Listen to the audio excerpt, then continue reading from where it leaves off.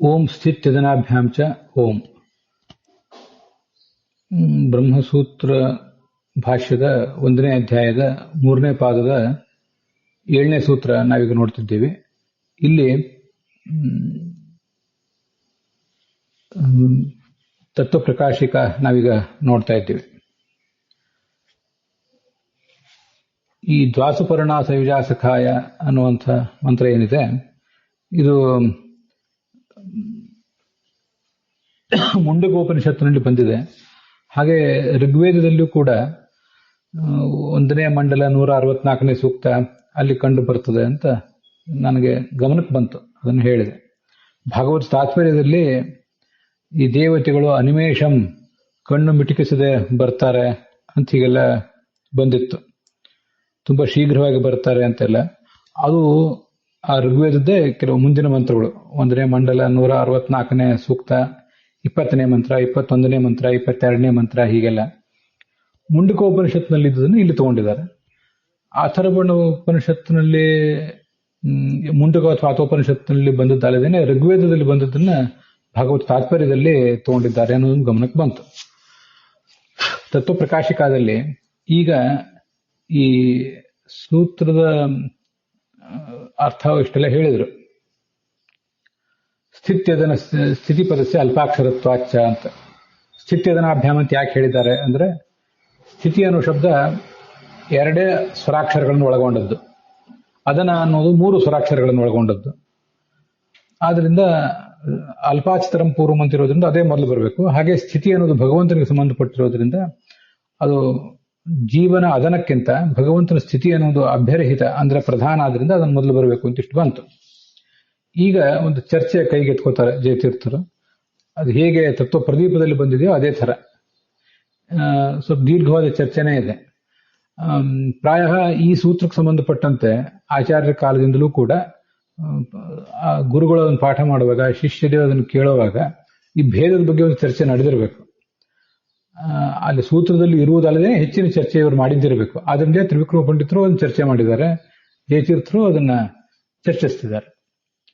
ಈ ದ್ವಾಸುಪರ್ಣಾಯ ಸವಿಜಾಸಖಾಯ ಅನ್ನೋಲ್ಲಿ ಭೇದ ಹೇಳಿದೆ ಅಂತ ನಾವು ಅಂದ್ವಲ್ಲ, ಅದಕ್ಕೆ ಅವ್ರು ಹೇಳ್ತಾರೆ ಈ ಹೇಳಿರಬಹುದು, ಅದು ವ್ಯಾವಹಾರಿಕ ಭೇದ ಅಂತ ಹೇಳ್ತೀವಿ ಅಂತ. ವ್ಯಾವಹಾರಿಕ ಭೇದ ಶ್ರುತ್ಯಾ ಉಚ್ಯತೆ ಇತಿ ಚೇತ್, ಹೀಗೆ ಪ್ರಶ್ನೆ ಬಂದ್ರೆ ಅದಕ್ಕೆ ನಾವು ಕೇಳ್ತೇವೆ, ಸತ್ಯ ಅಸತ್ಯ ಸ್ವಿದು ಇದನ್ನ ಹೇಳ್ರಿ.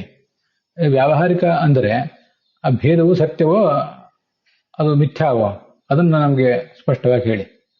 ಭೇದ ಸತ್ಯ ಅಂತ ಹೇಳಿದ್ರೆ ಆದ್ಯೆ ನಮಗೇನು ಅನಿಷ್ಟವೇ ಆಗಲಿಲ್ಲ. ಜೀವ ಪರಮಾತ್ಮರಿಗಿರುವಂತಹ ಭೇದವನ್ನ ಸತ್ಯ ಅಂತ ನೀವು ಒಪ್ಪಿದಾಗ ಆಯ್ತಾದ್ರಿಂದ ನಮ್ಮ ಮತವನ್ನೇ ನೀವು ಕೂಡ ಒಪ್ಪಿದಾಗ ಆಯ್ತು. ನಮಗೂ ನಿಮಗೂ ವಿರೋಧ ಏನಿಲ್ಲ. ನ ದ್ವಿತೀಯ, ಎರಡನೇದ್ದು ಸರಿಯಲ್ಲ. ಯಾಕೆಂದ್ರೆ ಮಿಥ್ಯಾ ಅಂತ ಆಗ್ಬಿಟ್ರೆ, ಮಿಥ್ಯಾಭೂತವಾದ ಭೇದವನ್ನ ಪ್ರತಿಪಾದನೆ ಮಾಡಿದೆ ಅಂತ ಆದ್ರೆ ಆವಾಗ ಶ್ರುತಿ ಅನ್ನೋದು ಅತತ್ವಾವೇದಕ ಆಗ್ಬೇಕಾಗ್ತದೆ. ಇಲ್ಲಿ ಜಯತೀರ್ಥರು ಮತ್ತೆ ತ್ರಿವಿಕ್ರಮ ಪಂಡಿತರು ಒಟ್ಟಿಗೆ ಹೆಚ್ಚು ಕಡಿಮೆ ಒಂದೇ ರೀತಿಯಾದ ವಾದ ಮಂಡಿಸಿದ್ದಾರೆ. ಅದಕ್ಕೆ ಪರಂಪರೆಯಲ್ಲಿ ಆ ಸೂತ್ರಕ್ಕೆ ಸಂಬಂಧಪಟ್ಟಂತೆ ಬಂದಿದ್ದಿರಬೇಕು ಅಂತ ಹೇಳಿದೆ. ಹೀಗೆ ಮಿಥ್ಯಾ ಅಂತ ನೀವು ಹೇಳಿದ್ರೆ, ಭೇದವನ್ನು ಮಿಥ್ಯಾ ಅಂತ ಹೇಳಿದ್ರೆ, ಮಿಥ್ಯಾಭೂತವಾದ ಭೇದವನ್ನು ಪ್ರತಿಪಾದನೆ ಮಾಡಿದ್ರಿಂದ ಶ್ರುತಿಯು ಕೂಡ ಅತತ್ವಾವೇದಕ ಆಗ್ಬೇಕಾಗ್ತದೆ, ಅತತ್ವವನ್ನು ತಿಳಿಸಿದಂತಾಗ್ತದೆ.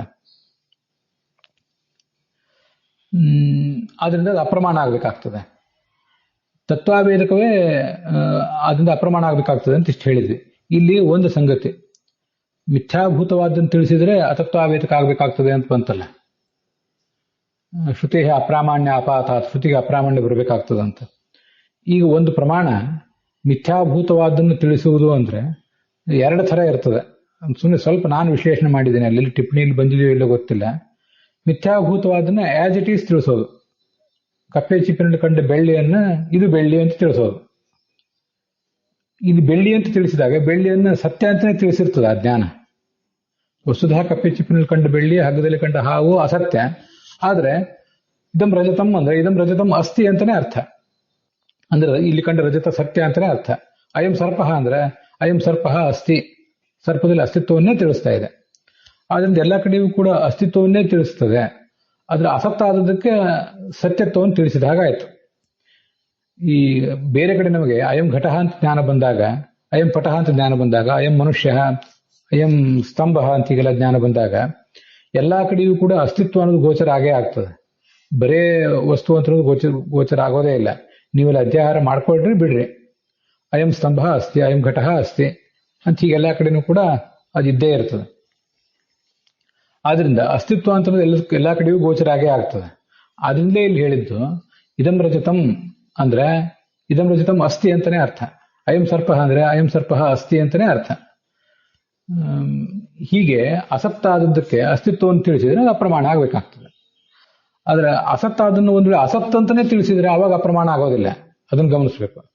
ಇದಂ ರಜತಂ ಅಂತ ಕಾಣಿಸ್ತಾ ಹೌದು, ಆದ್ರೆ ಅದು ಅಪ್ರಮಾಣವಾಗಿದೆ. ಆದ್ರೆ ರಜತ ಅಲ್ಲಿ ಇರ್ಲಿಲ್ಲ. ಹಗ್ಗದಲ್ಲಿ ಹಾವು ಅಂತ ನನಗೆ ಖಂಡಿತ ಹೌದು, ಆದ್ರೆ ಹಗ್ಗದಲ್ಲಿ ಕಂಡ ಹಾವು ಅದು ವಾಸ್ತವಿಕವಾಗಿ ಹಾವಲ್ಲ.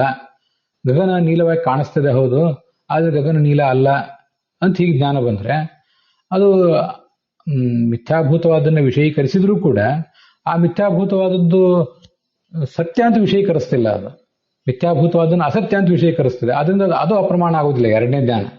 ಮೊದಲನೇ ಜ್ಞಾನ ಮಾತ್ರ ಅಪ್ರಮಾಣ ಆಗ್ತದೆ. ಮಿಥ್ಯಾಭೂತವಾದನ್ನ ಸತ್ಯ ಅಂತ ವಿಷಯೀಕರಿಸಿದ ಯಾವುದೇ ಜ್ಞಾನ ಆದರೂ ಅಪ್ರಮಾಣ ಆಗ್ತದೆ. ಮತ್ತು ಆ ಜ್ಞಾನವನ್ನು ಕೊಟ್ಟಿರುವಂತಹ ಶಾಸ್ತ್ರವು ಕೂಡ ಅಪ್ರಮಾಣ ಆಗಬೇಕಾಗ್ತದೆ. ಅದಕ್ಕೆ ಇಲ್ಲಿ ಹೇಳಿದ್ದು ಮಿಥ್ಯಾವಿಧಾಯಕತ್ವೇ. ಮಿಥ್ಯಾಭೂತವಾದ ವಸ್ತುವನ್ನ ಸತ್ಯ ಅಂತ ಹೇಳಿದರೆ, ಈಗ ನಿಮ್ಗೆ ಹಾಗೆ ತಿಳಿಸಿದಾಗಾಯ್ತಲ್ಲ. ದ್ವಾಸುಪರ್ಣ ಸೈಜಾಸಖಾಯ ಅಂತಿದೆ. ವಸ್ತು ವಾಸ್ತವಿಕವಾಗಿ ಜೀವ ಬ್ರಹ್ಮರಲ್ಲಿ ಭೇದ ಇಲ್ಲ, ಅದು ಭೇದ ಮಿಥ್ಯ. ಅದನ್ನ ದ್ವವು ಸುಪರ್ಣವು ಇಬ್ಬರು ಹಕ್ಕಿಗಳು ಇದ್ದಾರೆ ಅಂತ ತಿಳಿಸ್ತಾ ಇದೆ. ಅವರಲ್ಲಿ ದ್ವಿತ್ವ ಇದೆ ಅಂತ ತಿಳಿಸ್ತದೆ. ಹಾಗಾದ್ರಿಂದ ಇದು ಅತತ್ವಾವೇದಕ ಆಗುವುದರಿಂದ ಶ್ರುತಿ ಅಪ್ರಮಾಣ ಆಗಬೇಕಾಗ್ತದೆ ಅಂತ ಅದರ ಅಭಿಪ್ರಾಯ. ಅದಕ್ಕೆ ಅವ್ರು ಹೇಳ್ತಾರೆ, ತತ್ವಾವೇದಕತ್ವ ಲಕ್ಷಣ ಪ್ರಾಮಾಣ್ಯ ಅಭಾವೇಪಿ ವ್ಯಾವಹಾರಿಕಂ ತದಸ್ತಿ. ಹೌದು, ನೀವು ಹೇಳಿದ್ದು ಒಪ್ಪೋಣ. ತತ್ವಾವೇದಕತ್ವವೇ ಪ್ರಾಮಾಣ್ಯ. ಪ್ರಮಾಣ ಆಗಬೇಕಾದ್ರೆ ಒಂದು ಪ್ರಮಾಣ ಅದು ತತ್ವವನ್ನು ತಿಳಿಸ್ಬೇಕು, ಯಥಾರ್ಥವಾದನ್ನು ತಿಳಿಸ್ಬೇಕು. ಯಥಾರ್ಥವಾದನ್ನು ಅಯಥಾರ್ಥ ಅಂತ ತಿಳಿಸಿದ್ರೆ, ಅಯಥಾರ್ಥವಾದನ್ನು ಯಥಾರ್ಥ ಅಂತ ತಿಳಿಸಿದ್ರೆ ಅದು ಅಪ್ರಮಾಣವೇ ಆಗ್ತದೆ. ಆ ದೃಷ್ಟಿಯಿಂದ ಪ್ರಾಮಾಣ್ಯ ಬರೋದಿಲ್ಲ. ಹೌದು, ಆದ್ರೆ ವ್ಯಾವಹಾರಿಕ ಪ್ರಾಮಾಣ್ಯ ಇದೆಯಲ್ಲ ಅಂತ ಅವರು ಮತ್ತೆ ನುಣುಚಿಕೊಳ್ಳಿಕ್ಕೆ ಪ್ರಯತ್ನ ಪಡ್ತಾರೆ. ಅಂದ್ರೆ ತತ್ವಾವೇದಕತ್ವ ಲಕ್ಷಣ, ಲಕ್ಷಣ ಅಂದ್ರೆ ರೂಪ ಅಂತ ಅರ್ಥ. ತತ್ವಾವೇದಕತ್ವವೆಂಬ ಪ್ರಾಮಾಣ್ಯ ಇಲ್ಲದೆ ಹೋದ್ರೂ ಕೂಡ ವ್ಯಾವಹಾರಿಕಂ ತದಸ್ತಿ, ವ್ಯಾವಹಾರಿಕಂ ಪ್ರಾಮಾಣ್ಯಂ ಅಸ್ತಿ ಇತಿ ಚೇತ್, ಹೀಗೆ ಮಾತಾಡಿದ್ರೆ ಅದು ಸರಿಯಲ್ಲ.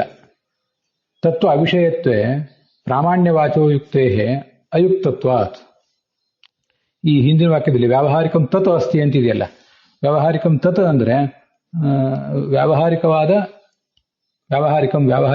ತತ್ ಅಂದ್ರೆ ಪ್ರಾಮಾಣ್ಯವು ಅಂತ ಅರ್ಥ. ಅಸ್ತಿ ಇತಿ ಚೇತ್ ನ, ಹೀಗೆ ಅದ್ವೈತಿಗಳು ಹೇಳಿದ್ರೆ ಅದಕ್ಕೆ ನಾವು ಹೇಳ್ತೀವಿ ತತ್ವ ಅವಿಷಯಕತ್ವ. ನೀವು ವ್ಯಾವಹಾರಿಕವಾಗಿದೆಯೋ, ಪಾರಮಾರ್ಥಿಕವಾಗಿದೆಯೋ, ಪ್ರಾತಿಭಾಸಿಕವಾಗಿದೆಯೋ ಅನ್ನೋದೆಲ್ಲ ನಮಗೆ ಅನಗತ್ಯ. ಆ ಮಾತಿನಿಂದ ಏನೂ ಅರ್ಥ ಇಲ್ಲ. ಈ ಜಗತ್ತಿನಲ್ಲಿರುವುದು ಸತ್ಯ ಅಸತ್ಯ ಅಂತ ಎರಡು ನಮ್ಮಲ್ಲಿ. ಈಗ ಈ ವೇದ ಮೊದಲಾದದ್ದು, ಉದಾಹರಣೆಗೆ ಇಲ್ಲಿ ದ್ವಾಸುಪರ್ಣ ಅನ್ನೋ ವೇದ ವಾಕ್ಯ ತತ್ವ ವಿಷಯಕನೋ ಅತತ್ವ ವಿಷಯಕನೋ ಇಷ್ಟು ಹೇಳಿ, ತತ್ವ ಅವಿಷಯಕ ಅಂತ ಹೇಳಿಬಿಟ್ರೆ ವಾಸ್ತವಿಕವಾದನ್ನೋದು ವಿಷಯೀಕರಿಸ್ತಾ ಇಲ್ಲ ಅಂದ್ರೆ ಅಷ್ಟಾದ್ರೂ ಅದು ಪ್ರಮಾಣ ಅಂತ ನೀವು ಮಾತನಾಡೋದಕ್ಕೆ ಏನು ಅರ್ಥವೂ ಇಲ್ಲ. ಪ್ರಾಮಾಣ್ಯ ವಾಚೋಯುಕ್ತೇ. ವಾಚೋಯುಕ್ತಿ ಅಂದ್ರೆ ಪ್ರಾಮಾಣ್ಯವೆಂಬ ವ್ಯವಹಾರ, ಇದು ಪ್ರಾಮಾಣ್ಯದ ವ್ಯವಹಾರ. ಇದಂ ಪ್ರಮಾಣಂ ಅನ್ನುವಂಥ ವ್ಯವಹಾರ ಅಂತ ಹೀಗಾದ್ರ ತಾತ್ಪರ್ಯ. ಈ ವಾಚೋಯುಕ್ತಿಗೆ, ಈ ಒಂದು ವ್ಯವಹಾರಕ್ಕೆ ಯಾವ ಅರ್ಥವೂ ಇಲ್ಲ. ಆದ್ರಿಂದ ಒಂದು ಪ್ರಮಾಣ ಅಂತ ಹೇಳೋದು ಅಪ್ರಮಾಣ ಅಂತಾನೆ ಹೇಳಿದಾಗಾಯ್ತು. ಅದರಿಂದ ಅದನ್ನು ಬಿಟ್ಟುಬಿಡಿ ಅಂತ ಅದರ ತಾತ್ಪರ್ಯ. ಪ್ರಾಮಾಣ್ಯ ವಾಚೋಯುಕ್ತೇ ಅಯುಕ್ತತ್ವಾತ್ ಅನ್ನೋ ಜೈತ್ಯರ್ಥ ಮಾತಿನ ಅರ್ಥ ಏನಂದ್ರೆ, ವ್ಯಾವಹಾರಿಕಂ ಅಂತ ನೀವು ಶಬ್ದ ಪ್ರಯೋಗ ಮಾಡಿದ್ರಲ್ಲ, ಆ ವ್ಯಾವಹಾರಿಕಂ ಎಂಬ ಶಬ್ದ ಪ್ರಯೋಗ ಮಾಡಿ ತತ್ವಾವೇದಕತ್ವ ಲಕ್ಷಣ ಪ್ರಾಮಾಣ್ಯ ಅಭಾವೇಪಿ ಅಂದ್ರಿ. ತತ್ವಾವೇದಕತ್ವವೆಂಬ ಪ್ರಾಮಾಣ್ಯ ಇಲ್ಲದೆ ಹೋದ್ರೂ ಕೂಡ ಅಂತಂದ್ರಿ. ಹಾಗಾದ್ರೆ ತತ್ವಾವೇದಕತ್ವ ಎಂಬ ಪ್ರಾಮಾಣ್ಯವನ್ನು ನೀವು ಒಪ್ಪಲಿಲ್ಲ. ಒಪ್ಪದೆ ಹೋದ್ರೂ ಕೂಡ ವ್ಯಾವಹಾರಿಕವಾದ ಪ್ರಾಮಾಣ್ಯ ಇದೆ ಅಂತ ಅಂತೀರಿ. ಹೀಗೆ ಮಾತಾಡಿದ್ರೆ ನೀವು ಮಾತಾಡಿದ ವಿರುದ್ಧ, ಪರಸ್ಪರ ವಿರುದ್ಧ. ಅದು ತತ್ವಾವೇದಕತ್ವವೇ ಪ್ರಮಾಣತ್ವ, ಅದನ್ನು ಒಪ್ಪಲಿಲ್ಲ, ಆದ್ರೂ ವ್ಯಾವಹಾರಿಕವಾಗಿ ಪ್ರಾಮಾಣ್ಯ ಇದೆ ಅಂತಂದ್ರೆ ಇಲ್ಲಿ ನಾನೊಂದು ಸ್ವಲ್ಪ ಇದನ್ನು ವಿಸ್ತರಿಸಿ ಇದನ್ನು ವಿಮರ್ಶಿಸಬಹುದು. ಅದು ಹೇಗೆಂದ್ರೆ, ಈ ನಿಮ್ಮ ಸಿದ್ಧಾಂತದಲ್ಲಿ ಬ್ರಹ್ಮ ಪಾರಮಾರ್ಥಿಕ, ಘಟಪಟಾದಿ ಜಗತ್ತು ವ್ಯಾವಹಾರಿಕ, ಕಪ್ಪೆ ಚಿಪ್ಪಿನಲ್ಲಿ ಕಂಡ ಬೆಳ್ಳಿ, ಹಗ್ಗದಲ್ಲಿ ಕಂಡ ಹಾವು ಇವೆಲ್ಲೂ ಪ್ರಾತಿಭಾಸಿಕ. ಈಗ ನೀವು ಘಟಪಟಾದಿಗಳನ್ನು ವ್ಯಾವಹಾರಿಕ ಅಂತಿರಲ್ಲ, ಹಾಗೆ ಕಪ್ಪೆ ಚಿಪ್ಪಿನಲ್ಲಿ ಕಂಡು ಬೆಳ್ಳಿಯನ್ನ, ಹಗ್ಗದಲ್ಲಿ ಕಂಡು ಹಾವನ್ನು ವ್ಯಾವಹಾರಿಕ ಅಂತ ಹೇಳಿ ತಯಾರಿದ್ದೀರಾ? ಹಾಗಾದ್ರೆ ಇಲ್ಲಿ ಗಮನಿಸ್ಬೇಕು ನೀವು, ವೇದದಲ್ಲಿ ಈ ದ್ವಾಸುಪರ್ಣ ಮೊದಲಾದ ವೇದ ವಾಕ್ಯದಲ್ಲಿ ತತ್ವಾವೇದಕತ್ವವೆಂಬ ಪ್ರಾಮಾಣ್ಯ ಇಲ್ಲ, ಆದರೂ ವ್ಯಾವಹಾರಿಕವಾಗಿ ಪ್ರಾಮಾಣ್ಯ ಇದೆ ಅಂತ ಹೇಳಿದ್ರೆ, ಇದಂ ರಜತಂ ಎಂಬ ಜ್ಞಾನದಲ್ಲಿಯೂ ಕೂಡ ತತ್ವಾವೇದಕತ್ವವೆಂಬ ಪ್ರಾಮಾಣ್ಯ ಇಲ್ಲ, ಆದ್ರೆ ವ್ಯಾವಹಾರಿಕವಾಗಿ ಪ್ರಾಮಾಣ್ಯ ಇದೆ ಅಂತ ಹೇಳಬೇಕಾಗ್ತದೆ. ಹೀಗೆ ಹೇಳಿಕ್ ನೀವು ತಯಾರಿದ್ದೀರಾ? ಹಾಗಾದ್ರೆ ಇದಂ ರಜತಂ ಎಂಬ ಜ್ಞಾನವು, ಅಯಂ ಘಟಃ ಎಂಬ ಜ್ಞಾನವು ಎರಡೂ ಕೂಡ ವ್ಯಾವಹಾರಿಕವಾಗಿ ಪ್ರಮಾಣ ಅಂತ ಹೇಳ್ದಂಗಾಯ್ತು. ಹಾಗಾದ್ರೆ ಪ್ರಮಾಣ ಯಾವುದು, ಅಪ್ರಮಾಣ ಯಾವುದು? ಆ ವ್ಯವಸ್ಥೆಯೇ ಪೂರ್ಣವಾಗಿ ಭಗ್ನ ಆಗಿ ಹೋಗ್ತದೆ. ದ್ವಾಸುಪರ್ಣ ಅನ್ನೋ ವೇದವಾಕ್ಯ ಇಲ್ಲದೇ ಇರುವ ಭೇದವನ್ನು ವಿಷಯೀಕರಿಸಿದ್ರಿಂದ ಅದಕ್ಕೆ ತತ್ವಾವೇದಕತ್ವ ಎಂಬ ಪ್ರಾಮಾಣ್ಯ ಬರಲಿಲ್ಲ ಅಂತ ನೀವು ಒಪ್ಪಿದ್ದೀರಿ. ಒಪ್ಪಿಯೂ ಕೂಡ ವ್ಯಾವಹಾರಿಕವಾಗಿ ಪ್ರಾಮಾಣ್ಯ ಇದೆ ಅಂತ ತೇಪೆ ಹಚ್ತಾ ಇದ್ದೀರಿ.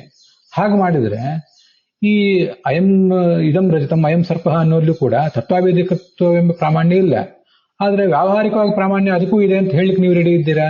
ಹೇಳ್ತೀರಾ? ಹಾಗೆ ವ್ಯಾವಹಾರಿಕವಾದ ರಜತ ಅಂತ ಅದನ್ನು ಹೇಳ್ತೀರಾ? ಕಪ್ಪೆ ಚಿಪ್ಪಿನಲ್ಲಿ ಕಂಡದ್ದು ವ್ಯಾವಹಾರಿಕವಾದ ರಜತ, ಹಗ್ಗದಲ್ಲಿ ಕಂಡದ್ದು ವ್ಯಾವಹಾರಿಕವಾದ ರಜತ, ಅಲ್ಲಿ ವ್ಯಾವಹಾರಿಕವಾದ ಪ್ರಾಮಾಣ್ಯ ಇದೆ ಅಂತ ನೀವೇನಾದ್ರು ಹೇಳ್ತೀರಾ? ಅದು ನಿಮ್ಗೆ ಇಡೀ ಸಿದ್ಧಾಂತಕ್ಕೆ ಭಂಗ ತರ್ತದೆ.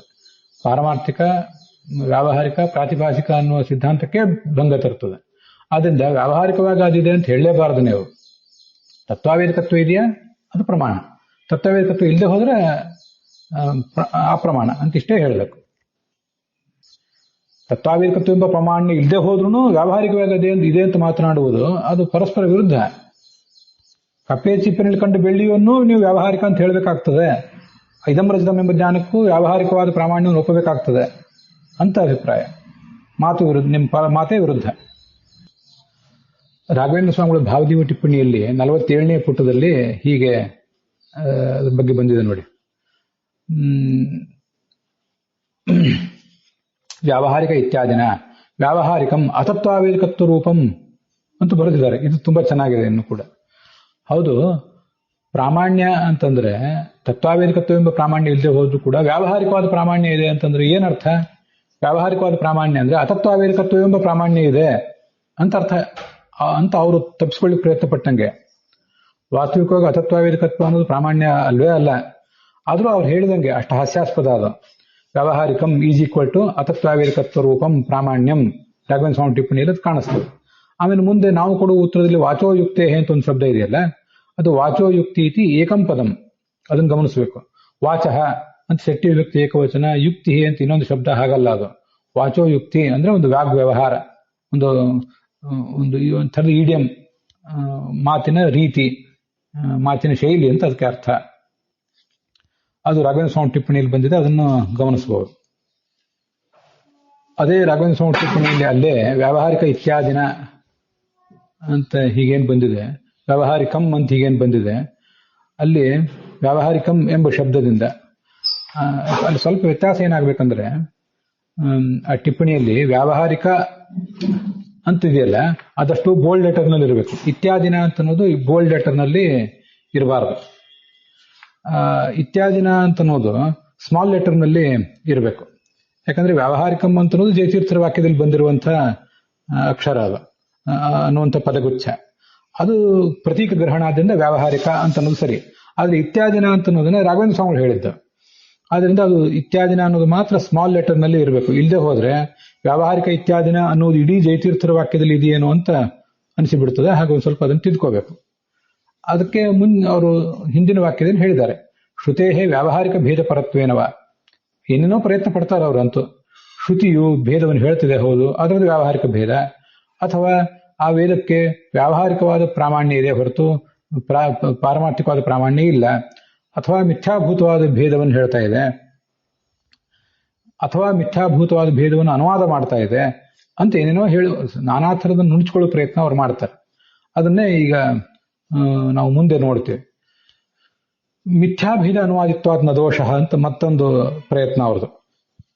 ಹೌದು, ಭೇದವನ್ನು ಹೇಳ್ತಿರೋದು ಹೌದು. ಯಾಕೆ ಭೇದವನ್ನು ಹೇಳ್ತದೆ ಅಂದ್ರೆ ಮಿಥ್ಯಾಭೂತವಾದ ಭೇದವನ್ನು ಹೇಳ್ತಾ ಇದೆ. ಮಿಥ್ಯಾಭೂತವಾದ ಭೇದವನ್ನು ಯಾಕೆ ಹೇಳ್ತಿದೆ ಅಂದ್ರೆ ಮಿಥ್ಯಾಭೇದ ಅನುವಾದಿತ್ವಾತ್. ಕೆಲವು ಸರಿ ನಾವು ಇದನ್ನ ತಾತ್ಪರ್ಯ ಹೀಗಿದೆ, ನಮಗೆ ಅದರ ವಿಷಯದಲ್ಲಿ ತಾತ್ಪರ್ಯ ಇರೋದಿಲ್ಲ, ವಿ ಡೋಂಟ್ ಮೀನ್ ಇಟ್. ಆದ್ರೆ ಯಾರೋ ಹೇಳಿದ್ರು ಅಂತ ನಾವು ಸುಮ್ಮನೆ ಅದನ್ನು ಕೋಟ್ ಮಾಡ್ತೀವಿ ಅಷ್ಟೇ, ಅದು ಸತ್ಯ ಏನಾಗಿರ್ಬೇಕಾಗಿಲ್ಲ. ಆ ಥರ ವೇದವೂ ಕೂಡ ಭೇದವನ್ನು ಹೇಳ್ತಿರೋದು ಹೌದು, ಆದ್ರೆ ಮಿಥ್ಯಾಭೂತವಾದ ಭೇದವನ್ನು ಅನುವಾದ ಮಾತ್ರ ಮಾಡ್ತಾ ಇದೆ ಅಂದ್ರೆ ಹೌದು, ಅನುವಾದ ಯಾಕೆ ಮಾಡಬೇಕು? ಮಿಥ್ಯಾಭೂತವಾದ ಭೇದವನ್ನು ಅನುವಾದ ಮಾಡ್ಲಿಕ್ಕೆ ಏನು ಉದ್ದೇಶ ಇತ್ತು ಶ್ರುತಿಗೆ? ಅದು ವ್ಯರ್ಥ ಅಲ್ವಾ? ವೈಯರ್ಥ್ಯಾತ್ ಅಂತ ಅದರ ತಾತ್ಪರ್ಯ. ಅಪ್ರಾಪ್ತೆ ಶಾಸ್ತ್ರಮರ್ಥವದಿತಿ ನ್ಯಾಯಾದಿತಿ ಭಾವ ಅಂತ ರಾಘವೇಂದ್ರ ಸ್ವಾಮಿ ಟಿಪ್ಪಣಿಯಲ್ಲಿ ಕಂಡು ಬರ್ತದೆ. ಈ ಭೇದದ ಬಗ್ಗೆ ನಿಮ್ಗೆ ಯಾರಿಗೆ ತಿಳಿದಿತ್ತು? ಸುಮ್ಮನೆ ಭೇದದ ಬಗ್ಗೆ ನಮಗೊಂದು ಏನೋ ಆಸೆ ತೋರಿಸಿ ಅದನ್ನ ನಿಷೇಧ ಮಾಡುವುದಕ್ಕೆ ಏನು ಅರ್ಥ ಇದೆ? ಆದ್ರಿಂದ ಇದೊಂದು ನ್ಯಾಯ ಹೇಳಿದ್ದಾರೆ, ಆ ನ್ಯಾಯ ಎಲ್ಲೋ ಮೀಮಾಂಸಾದಲ್ಲೋ ಎಲ್ಲೋ ಬಂದಿರುವಂತ ನ್ಯಾಯ ಅಂತ ಕಾಣಿಸ್ತದೆ. ಅದರದ್ದು ಪೂರ್ಣ ಏನು ಬೇಕಾಗಿಲ್ಲ, ಅದನ್ನು ಹೇಳುವುದಕ್ಕೇನು ಅರ್ಥ ಇಲ್ಲ ಅಂತ ಇಲ್ಲಿ ಅದನ್ನ ನಿರಾಕರಣೆ ಮಾಡ್ತಾ ಇದ್ದಾರೆ. ವ್ಯರ್ಥ ಅಂತ. ಸರಿ, ಅದಕ್ಕೆ ಅವ್ರು ಹೇಳ್ತಾರೆ ನಿಷೇಧ ಮಾಡಬೇಕಾಗಿದೆ, ಅದಕ್ಕೆ ಅನುವಾದ ಮಾಡೋದು. ಕೆಲವು ಸರಿ ವಾದ ವಿವಾದಿಗಳ ನಡುವೆ ಪೂರ್ವ ಪಕ್ಷದವ್ರು ಏನಾದರೂ ಹೇಳಿದ್ರೆ ಅದನ್ನು ಹೇಳಿದ್ದೆಲ್ಲ ಕೇಳಿ ಅದನ್ನೊಂದ್ಸರಿ ಅನುವಾದ ಮಾಡಬೇಕು ಅಂತ ನಿಯಮ ಇದೆ. ಯಾಕೆ ಅನುವಾದ ಮಾಡಬೇಕು ಅಂದ್ರೆ, ಇಷ್ಟಲ್ವಾ ನೀ ಹೇಳಿದ್ದು, ನಾನು ತಿಳ್ಕೊಂಡದ್ದು ಸರಿ ಇದೆಯಲ್ವಾ? ಯಾಕಂದ್ರೆ ನೀನು ಹೇಳಿದ್ದು ನನಗೊಂದು ವೇಳೆ ಅರ್ಥ ಆಗದೆ ನಾನೇನೋ ಬೇರೆ ದೃಷ್ಟಿಯಿಂದ ಅದನ್ನು ಖಂಡನೆ ಮಾಡಿದ್ರೆ ಆವಾಗ ಅದು ಮತ್ತಷ್ಟು ಸಮಸ್ಯೆಗೆ ಕಾರಣ ಆಗ್ತದೆ. ಅದಕ್ಕೆ ನೀನು ಹೇಳಿದ್ದನ್ನ ನಾನು ಅನುವಾದ ಮಾಡಿದ್ದೀನಿ, ನಿನ್ನ ಅಭಿಪ್ರಾಯ ಹೀಗೆ ತಿಳ್ಕೊಂಡಿದ್ದೇನೆ, ಇದನ್ನು ಇನ್ನು ಮುಂದೆ ನಿರಾಕರಣೆಗೆ ತೊಡಗುತ್ತೇನೆ ಅಂತ ಅವನು ಪ್ರತಿವಾದಿಗೂ ಮತ್ತೆ ಮಧ್ಯಸ್ಥರಿಗೂ ಹೇಳುವಂತಹ ಒಂದು ಸಾಮಾನ್ಯ ಕ್ರಮ ಇರ್ತದೆ. ಅದಕ್ಕಾಗಿ ಮುಂದೆ ಖಂಡನೆ ಮಾಡುವುದಕ್ಕಾಗಿ ಪ್ರತಿವಾದಿ ಹೇಳಿದ್ದನ್ನು ಅನುವಾದ ಮಾಡ್ತಿರ್ತಾನೆ. ಹಾಗೆ ಇಲ್ಲಿ ಶ್ರುತಿಯೂ ಕೂಡ ಮಿಥ್ಯಾಭೂತವಾದ ಭೇದವನ್ನು ಯಾಕೆ ಅನುವಾದ ಮಾಡ್ತಿದೆ ಅಂದ್ರೆ, ನಿಷೇಧ ಮಾಡ್ಲಿಕ್ಕಾಗಿ ಅದು ಅನುವಾದ ಮಾಡ್ತಾ ಇದೆ ಅಂತ ಹೀಗದ್ರ ಅರ್ಥ. ಅದಕ್ಕೆ ನಾವು ಹೇಳ್ತೀವಿ ನಿಷೇಧಾಯ ಅಂತ ಹೇಳಿದ್ರೆ ತದಭಾವಾತ್. ಹೌದು, ನಿಷೇಧ ಮಾಡಿದ್ರೆ ಮುಂದೆ ಕಾಣಿಸ್ಬೇಕಲ್ಲ. ದ್ವಾಸುಪರ್ಣ ಶ್ರುತಿ ಓದಿ ನೋಡ್ತೀವಿ, ಅದು ಮುಗಿಸೋಣ, ಅದ್ರ ಮುಂದಿನ ವಾಕ್ಯ ಋಗ್ವೇದ ಯಜುರ್ವೇದ ಎಲ್ಲ ಕಡೆ ತಡ್ಕಾಡ್ತೀವಿ, ಅದ್ರ ಆರಣ್ಯಕ ಮಂತ್ರ ಬ್ರಾಹ್ಮಣ ಎಲ್ಲ ತಡ್ಕಾಡ್ತೀವಿ. ವ್ಯಾವಹಾರಿಕವಾದ ಭೇದ ಇದೆ ಅಂತ ಹೇಳಿ ವಸ್ತುದಸ್ತು ಅಯಂ ಭೇದ ನಾಸ್ತಿ ಅಂತ ಹೇಳ್ಬೇಕಲ್ಲ. ಶ್ರುತಿ ಹೇಳಿದೆಯಾ? ಇಲ್ಲ, ನಿಷೇಧ ಮಾಡಲಿಲ್ಲ. ತದಭಾವಾತ್ ಅಂದ್ರೆ ನಿಷೇಧ ಅಭಾವಾತ್, ಅದರಿಂದ ಅದು ಸರಿಯಲ್ಲ ಅಂತ ತಾತ್ಪರ್ಯ. ಅದಕ್ಕೆ ಅವ್ರು ಹೇಳ್ತಾರೆ, ಅಲ್ಲಿ ನಿಷೇಧ ಇಲ್ಲ ಅಂತ ಯಾಕೆ ಹೇಳ್ತೀರಿ? ತತ್ವಮಸಿ ಅನ್ನುವಲ್ಲಿ ನಿಷೇಧ ಇದೆಯಲ್ಲ. ದ್ವಾಸುಪರ್ಣ ಅನ್ನುವಲ್ಲಿ ಮಿಥ್ಯಾಭೂತವಾದ ಭೇದವನ್ನು ಅನುವಾದ ಮಾಡಿದ್ದಾರೆ, ತತ್ವಮಸಿಯಲ್ಲಿ ಅನ್ನೋದ್ರಲ್ಲಿ ಅದನ್ನ ನಿಷೇಧಿಸಿದ್ದಾರಲ್ಲ. ತತ್ವಮಸಿ ಇತ್ಯಾದಿ ನಿಷೇಧ ಅಸ್ತಿ ಇತಿ ಚೇತ್, ಅದು ಸರಿಯಲ್ಲ. ತದನುವಾದೇನ ಅಯಮೇವ ನಿಷೇಧ ಕಿಂ ನ ಸ್ಯಾತ್. ನೀವು ಹೇಳ್ತಿರಲ್ಲ ದ್ವಾಸುಪರ್ಣ ಅಂತ ಅನ್ನೋದು ಭೇದವನ್ನು ಅನುವಾದ ಮಾಡಿ ಅದನ್ನು ಮುಂದೆ ತತ್ವಮಸಿ ಅಂತ ನಿರಾಕರಣೆ ನಿಷೇಧ ಮಾಡಿದ್ದಾರೆ ಅಂತಂತಿರಲ್ಲ. ಹಾಗೆ ಹೇಳೋ ಬದಲು ತತ್ವಮಸಿ ಎಂಬ ವೇದ ವಾಕ್ಯದಿಂದ ಏನು ಅಭೇದ ಪ್ರಾಪ್ತ ಆಗಿದೆ, ಆ ಪ್ರಾಪ್ತವಾದ ಅಭೇದವನ್ನ ದ್ವಾಸುಪರ್ಣ ಅನ್ನುವ ವೇದವಾಕ್ಯ ಅನುವಾದ ಮಾಡಿ ಅದನ್ನು ನಿರಾಕರಣೆ ಮಾಡ್ತಾ ಇದೆ ಅಂತ ಯಾಕೆ ಹೇಳಬಾರ್ದು? ತದನುವಾದೇನ ಅಭೇದ ಅನುವಾದೇನ ಅಯಮೇವ ನಿಷೇಧ ಭೇದಸ್ಯೇವ ನಿಷೇಧ ಕಿಂ ನ ಸ್ಯಾತ್ ಅಂತ ಹೀಗೆ ನಾವು ಕೇಳ್ತೇವೆ. ತತ್ವಮಸಿ ಅನ್ನೋ ವೇದವಾಕ್ಯವೇ ಅಭೇದವನ್ನು ಅನುವಾದಿಸ್ತಾ ಇದೆ. ವಸ್ತುತಃ ಆ ವಾಕ್ಯಕ್ಕೆ ಅಭೇದವನ್ನು ಪ್ರತಿಪಾದನೆ ಮಾಡುವುದರಲ್ಲಿ ತಾತ್ಪರ್ಯ ಇಲ್ಲ. ತತ್ವಮಸಿ ಅನ್ನೋ ಸೆಂಟೆನ್ಸ್ ಡಸಂಟ್ ಮೀನ್ ದ ಅದ್ವೈತದ ಬಗ್ಗೆ ತಾತ್ಪರ್ಯವೇ ಇಲ್ಲ, ಬರೀ ಅನುವಾದ ಮಾಡಿದೆ, ಅದನ್ನು ದ್ವಾಸುಪರ್ಣ ಅನ್ನೋದನ್ನು ನಿಷೇಧ ಮಾಡಿಬಿಟ್ಟಿದೆ ಅಂತ ಹೀಗೆ ಹೇಳಲಿಕ್ಕೆ ಬರ್ತದಲ್ಲ ಅಂತ ತಾತ್ಪರ್ಯ. ಅಲ್ಲಿಗೆ ಇವತ್ತಿನ ಈ ಭಾಗ ಸಮಾಪ್ತ ಆಗಿದೆ.